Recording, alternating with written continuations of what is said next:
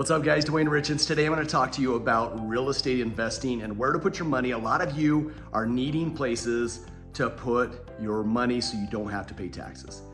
So many are thinking, man, where do I throw money so that it's a tax write-off and I'm going to make some money on it. Many people are thinking of 401k, Roth IRAs, different investment portfolios. And I'm going to teach you a little bit about real estate and why real estate investing is the best thing you could possibly do in your life. Now, let's run some scenarios here. Watch for the next 5 minutes, and you're gonna learn a lot about real estate investing, why it's the right spot. If you had $100,000 that you needed to deploy somewhere so you're not getting heavily taxed on it, and you're thinking, hey, let me throw it into a Roth or one of those other retirement accounts where I'm gonna get a 5% return. Do $100,000 times 5%, you're gonna make 5 grand. Not bad, 5 grand's great money. You can do a lot of things with 5 grand. But if you had $100,000 and you roll that into an investment property where you put 25% down, you're getting a $400,000 property. Now, how much can you write off on that $400,000 property? Well, you can write off a percentage of the whole thing over 27 and a half years. So you got great depreciation. Not gonna talk about that yet. Let's say you're cash flowing $500 a month, and I won't get you an investment property period that's not at least that. Multiple of them are over $1,000 a month. But let's say $500 a month times 12 months, you're already making $6,000 on that same 100,000 bucks. But now we're forgetting something. You're like, okay, a $425,000 property is gonna cost me about, let's just say $2,000 a month in my mortgage. Now on that mortgage, 40% of it's gonna go towards principal. So if you take $2,000 and do 40% of that, you're gonna be roughly sitting around $800 a month that goes towards your principal. Now take that and times it by 12, and you're sitting at $9,600 in additional income that they're paying off your mortgage by them renting your property. So now we're sitting at $15,000, but we're not done. Now you're gonna go ahead and take that same $2,000 a month. You've got, we figured 800 was principal. That means there's $1,200 that's going to interest each month. Times that by 12, you got $14,000 in interest you can write off of your taxes. So if you're paying taxes, that's gonna be a great amount you can write off. Not gonna throw any amounts to that. But then you've also got appreciation. On your $100,000 you threw in that 401k, all you're getting is that 5% growth.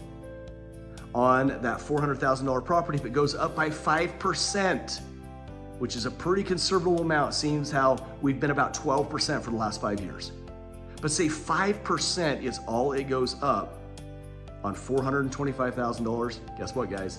You're making another 20 grand.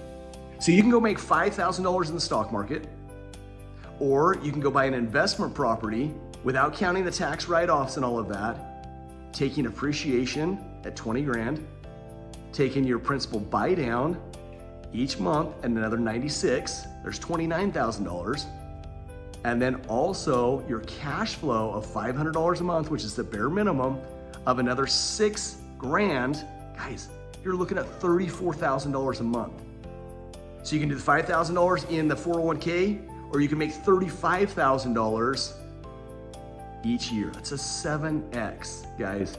And that's not taking in the depreciation. That's not taking in the tax write-offs that you get from the interest. So when you look at real estate and you're thinking, hey, what should I do? Guys, don't put your money in the stock market that's like this, up and down nonstop. Real estate has gone up over time forever. It has had some dips, but guess what? It always recovers. The only time you're going to have a bad experience in real estate is if you sell during a crash. We haven't had a crash since 2008. The property values are shooting up. I ask people this all the time.